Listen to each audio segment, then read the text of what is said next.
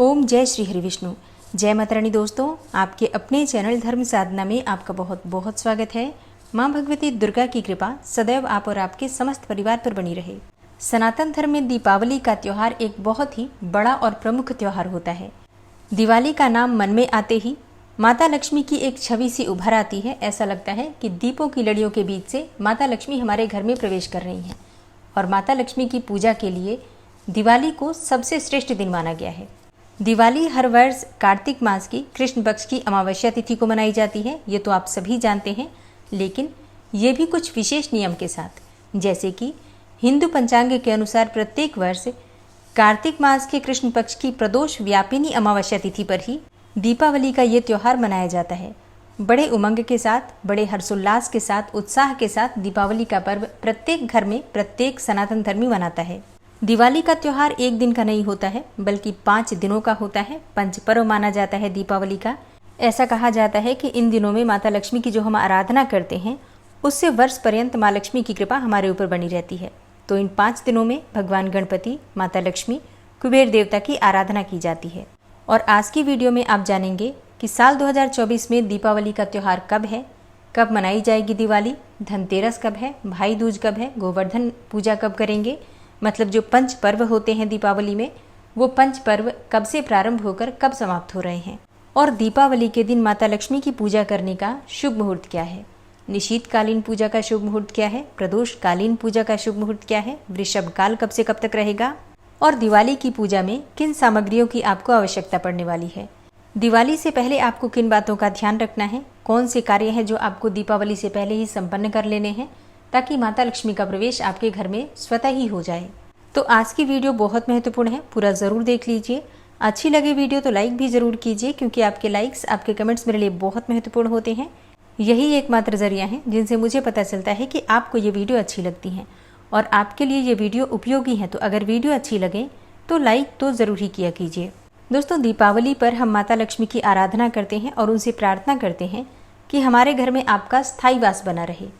तो इसके लिए दीपावली से पहले कुछ बातों का ध्यान रखना चाहिए, जैसे कि अपने घर की अच्छी तरीके से साफ सफाई कर लीजिए। अब साफ सफाई तो दीपावली पर सभी करते हैं, आपको विशेष क्या करना है? आपको विशेष ये करना है कि जो भी चीज़ें आपके घर में सफाई के बाद, जो भी ऐसी चीज़ें हैं जो कि आप प्रयोग नहीं करते हैं, जैसे कि कोई भी टूटा फूटा सामान हो, चाहे वो बिजली का सामान हो या फिर पुराने कपड़े हों, बेशक वो फटे ना हो, लेकिन अगर आप उनका प्रयोग नहीं कर रहे हैं और हर बार ये सोचकर उसे रख देते हैं कि आगे कभी प्रयोग करेंगे, तो एक बार आप बैठकर विचार कीजिए, क्या आप उसका प्रयोग करने वाले हैं। देखिए, कई बार क्या होता है, पुराने कपड़े इस आशा में रख दिए जाते हैं कि हम बाद में इसका प्रयोग करेंगे। मोह कहीं ना कहीं मन में रहता है कि इन चीज़ों को हम कहीं दे नहीं सकते हैं, कहाँ रखें। लेकिन एक बार विचार कीजिए, अगर आप उसका प्रयोग नहीं कर रहे हैं और नहीं करने वाले हैं, तो संभाल कर मत रखिए, किसी को दे दीजिए जो उसका प्रयोग कर सके, ठीक है।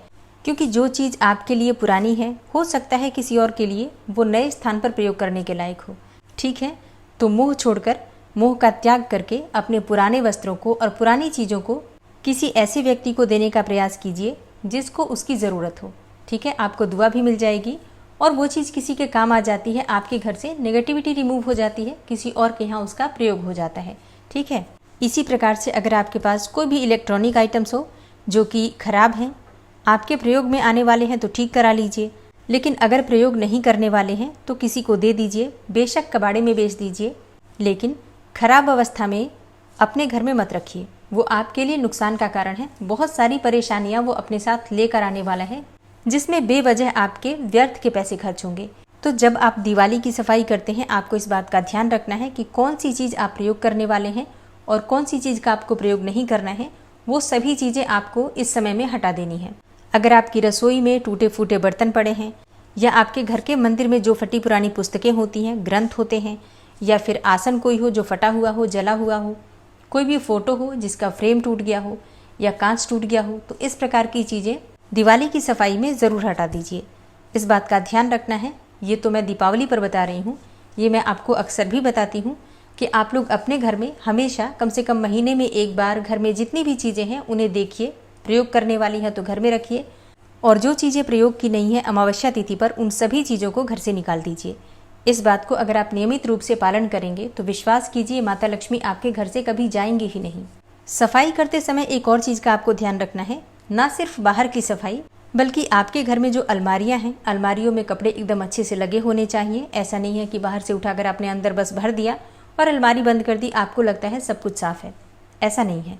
अलमारी के अंदर भी व्यवस्था बिल्कुल उसी प्रकार की होनी चाहिए। जो चीज़ जहाँ की है उसे उसी प्रकार से साफ ढंग से अरेंज करके रखिए, ठीक है। मतलब ऐसा नहीं है कि आप अंदर कैसे भी रख देंगे और आपको लगता है सब कुछ साफ है। नेगेटिव एनर्जी इसी प्रकार से इकट्ठी होती है। एक और चीज़ का आपको ध्यान रखना है, आपका पर्स जिसमें आप धन रखते हैं, पैसा रखते हैं, तो अगर आपके पास फटे पुराने पर्स हैं या फिर बहुत अधिक संख्या में पर्स हैं और पर्स खाली हैं, तो ये भी नेगेटिविटी है। ऐसे में जो पर्स आपके खाली हैं और ठीक है तो आप उनमें कुछ पैसे रखिए, खाली बिल्कुल मत रखिए, कौड़ियाँ रख दीजिए, गोमती चक्र रख दीजिए। लेकिन अगर पर्स फट गए हैं या फिर कुछ ऐसे पर्स हैं जिनका आप बिल्कुल भी प्रयोग नहीं करते हैं और ना ही करना चाहते हैं, तो अगर ठीक कंडीशन में है कोई पर्स तो किसी को आप दे सकते हैं। अच्छा, एक चीज़ का ध्यान रखना चाहिए, जब भी हम अपना पर्स किसी को देते हैं तो उसे खाली नहीं देना चाहिए, उसमें आपको 1 रुपये का सिक्का ही सही पर डाल कर देना है। एक और चीज़, बिल्कुल भी बिना पैसा लिए किसी को भी अपना पर्स नहीं देना है।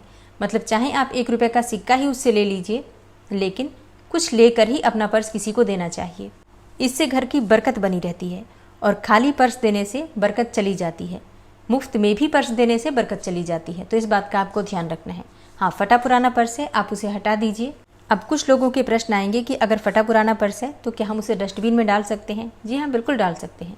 अगर आप उसका प्रयोग नहीं कर रहे हैं, पर्स फट गया है, पुराना हो गया है, तो आप उसे डस्टबिन में डाल सकते हैं। एक चीज़ का ध्यान रखना है, सफाई आपको दीपावली से पहले करना है। धनतेरस से पहले आपके घर की सफाई पूरी हो जानी चाहिए, ठीक है।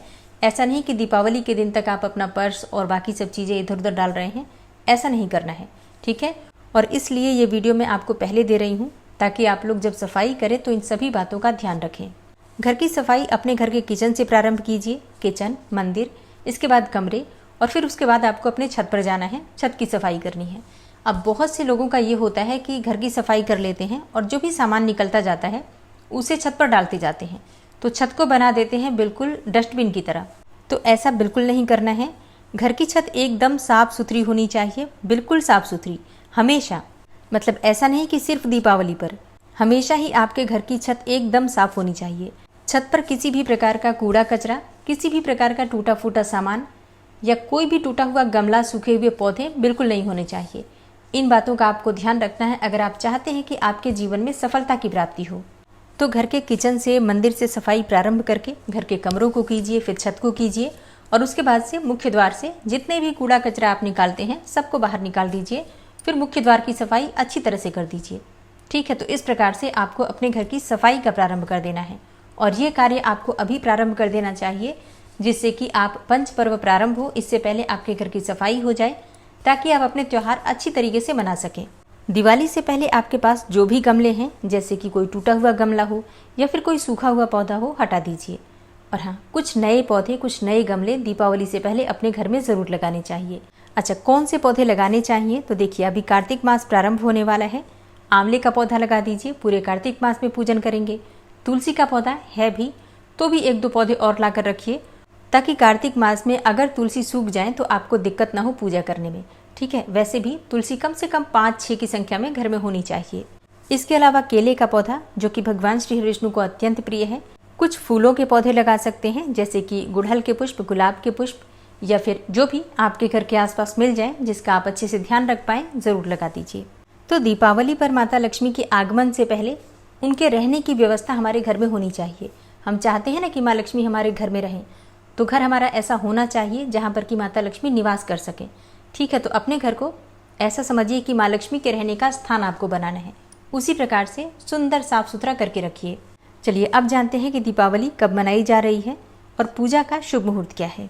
अब बात करें कि अमावस्या तिथि कब प्रारंभ हो रही है, कब समाप्त हो रही है, तो देखिए 31 अक्टूबर 2024 को शाम को 3:52 पर अमावस्या तिथि प्रारंभ हो रही है और समाप्त हो रही है 1 नवंबर को शाम को 6:16 पर। तो सूर्योदय कालीन तिथि के अनुसार अगर आप देखें तो 1 नवंबर 2024 को शुक्रवार के दिन कार्तिक मास की अमावस्या मानी जाएगी। लेकिन दीपावली की पूजा जब हम करते हैं तो अमावस्या तिथि प्रदोष व्यापिनी मुहूर्त में व्याप्त हो उसी दिन दीपावली मनाई जाती है, ऐसा शास्त्रों में कहा गया है। और प्रदोष काल का समय होता है सूर्यास्त होने से 1 घंटा पहले और 1.5 घंटे बाद का जो समय होता है ये कुल 2.5 घंटे का समय होता है, जिसे कि प्रदोष काल कहते हैं। लेकिन अगर आप तिथि देखते हैं तो 1 नवंबर 2024 को शाम को 6:16 पर ही अमावस्या तिथि समाप्त हो जा रही है। ऐसे में प्रदोष काल का जो समय है बहुत ही कम प्राप्त हो रहा है और अमावस्या तिथि जब निशीत काल के मुहूर्त में होती है तभी माता लक्ष्मी की पूजा का महत्व माना गया है। तो ऐसे में अमावस्या तिथि 1 नवंबर को जो है उसमें आपको निशीत काल का शुभ मुहूर्त नहीं प्राप्त हो रहा है। दिवाली की रात्रि में माता लक्ष्मी, भगवान गणेश और धनपति कुबेर की जो पूजा की जाती है अमावस्या की रात्रि में की जाती है, स्थिर लग्न में की जाती है, निशीत काल में की जाती है। दिवाली की पूजा वृष लग्न में, सिंह लग्न में और कुंभ लग्न में करना उत्तम माना जाता है। इसमें भी सिंह स्थिर लग्न होता है जो कि रात्रि में 12 बजे के बाद ही मिलता है। तो 31 अक्टूबर को जो अमावस्या तिथि आपको प्राप्त हो रही है उसमें निशीत काल का शुभ मुहूर्त भी प्राप्त होगा, जिसमें कि माता लक्ष्मी की विशेष रूप से हम आराधना कर सकते हैं। इसलिए 31 अक्टूबर 2024 को दिवाली मनाना श्रेष्ठ रहेगा।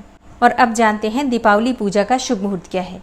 तो देखिए, दीपावली पूजा का जो शुभ मुहूर्त आपको प्राप्त हो रहा है 31 अक्टूबर 2024 को रात्रि 11:39 से देर रात्रि 12:31 तक निशीत काल की पूजा का शुभ मुहूर्त है। और 31 अक्टूबर को प्रदोषकालीन पूजा का जो शुभ मुहूर्त आपको प्राप्त हो रहा है शाम को 6:27 से रात्रि 8:32 तक। साल 2024 में धनतेरस अर्थात धन्वंतरी जयंती 29 अक्टूबर 2024 को है। दिन है मंगलवार का। नरक चतुर्दशी छोटी दिवाली 30 अक्टूबर को है, बुधवार के दिन। और दीपावली यानी कि लक्ष्मी पूजा 31 अक्टूबर को गुरुवार के दिन है। गोवर्धन की पूजा, अन्नकूट की पूजा 2 नवंबर 2024 को है, शनिवार के दिन। भाई दूज का पर्व मनाया जाएगा 3 नवंबर 2024 को, रविवार के दिन। इस प्रकार से दीपावली पर जो पंचपर्व मनाए जाते हैं जो कि 5 दिन लक्ष्मी पूजा के माने जाते हैं, धनतेरस से लेकर और भाई दूज तक, वो 29 अक्टूबर से प्रारंभ होंगे और 3 नवंबर 2024 को समाप्त होंगे भाई दूज के साथ। ठीक है दोस्तों, ये है आज की वीडियो। उम्मीद करती हूँ आपके लिए उपयोगी होगी।